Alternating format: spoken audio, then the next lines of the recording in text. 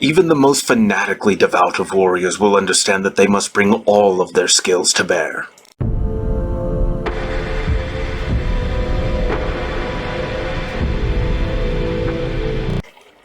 Hello everyone, and welcome back down here to The Gamer's Den with me, your host, Jordan, your master of lore and storyteller extraordinaire, bringing you another thrilling, exciting, and fascinating episode of the Pathfinder Warpriest build guide.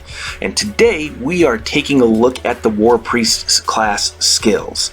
Now, before we dive into that here, if you're new here to the channel, go on down there and hit the subscribe button and become a regular member here at the Gamer's Den. And if you are a regular here, remember to like and share the video far and wide so that we spread the word about the channel and gain ever more members. But now with my shameless self-promotion out of the way, let's dig into the heart of the issue today, and that is the class skills. To begin with, the Pathfinder Warpriest gains Climb. Climb it's not a bad skill, it's not great either. It runs off of your strength score, which is going to be good, and since this is running off of strength, putting 1 point into it will serve you pretty well, because remember, the first point into any class skill gets you a +3 miscellaneous modifier to that skill. So with a strength of 16, that's a +3 bonus from strength, 1 skill point in, and then another 3 points, that's 7 points right there on any climb skill check. And by the time you hit higher challenges that you're not going to consistently meet without investing more, you're going to have other means of bypassing those challenges through different items, magic equipment, or the sheer mighty power of friendship and aid another and pulling each other up with ropes. But then the next skill that you have is much less useful for you. It's diplomacy, and it runs off of charisma, which is a dump stat for us.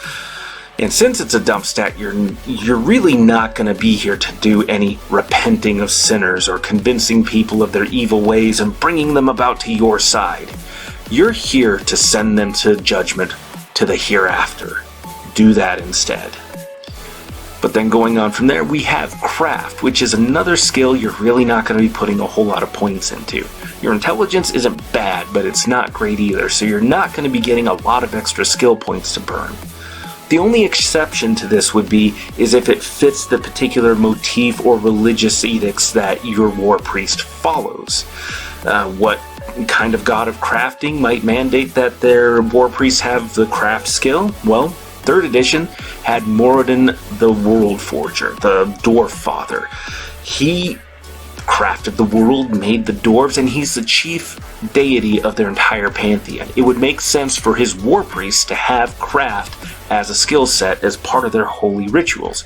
And given that they also had racial bonuses towards stonework and metal crafting, it would be feasible for them to actually invest some regular points into this and make this a viable thing for them. And therein lies something that I bring up with in as many episodes as I can. Role-playing trumps mechanics any day of the week for me. And that should for your story too, because you want to make an interesting character. But going on from there, the next skill that we have is Handle Animal, another one that runs off of your charisma.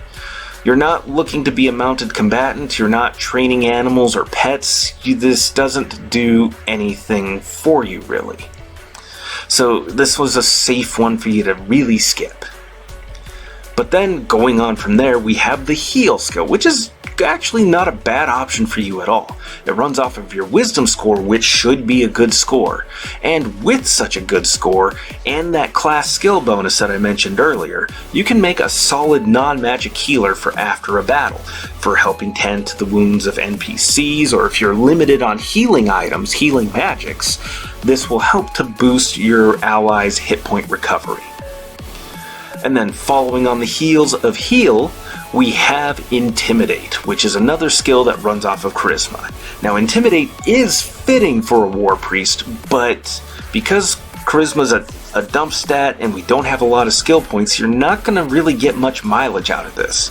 Not unless your DM allows you to sub in a different stat, something like Strength, to make that, physical presence and that show of force on the battlefield as you scream from your fiery pulpit. But if they don't do that, then skip this entirely.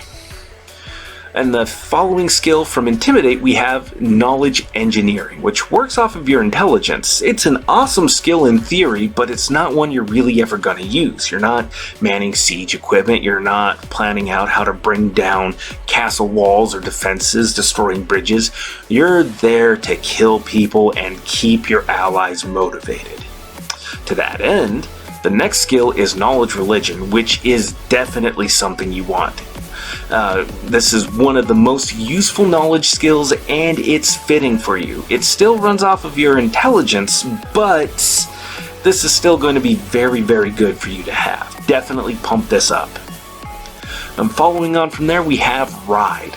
Works off of your dexterity, and it's another kind of okay skill. You're gonna have an okay dex, but no real major bonuses out of it, and you're not going to be a mounted combatant.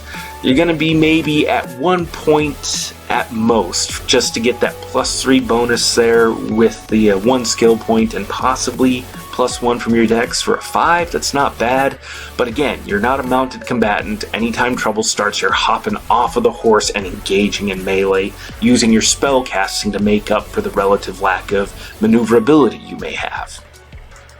And then after Ride, we have Sense Motive. Now, Sense Motive works off of your wisdom, and it's another skill that is awesome in theory, but it's probably not one you're going to use too terribly much. If your DM lets you use this to detect tactical maneuvers amongst your opponents, however, bump this up to green, because then it's much more useful. You're not really the face. You're not going to use this in social situations. You could, but that may not be what you're doing.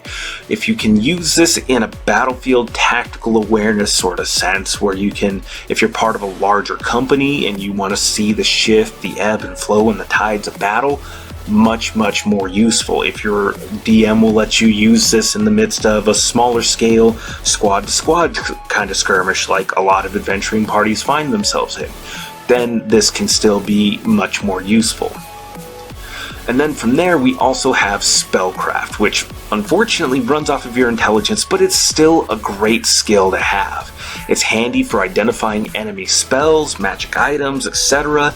Definitely something you want to have in your back pocket, especially given that enemy spellcasters will wreak all kinds of havoc on you and your allies.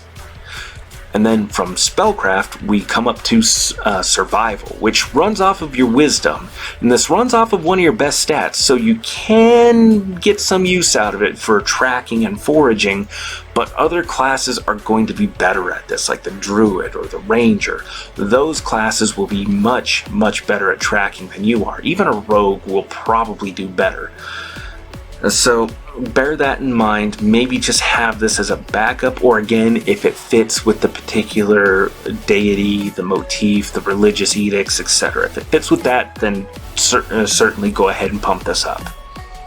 And the last and final skill that we are covering for the Warpriest is Swim.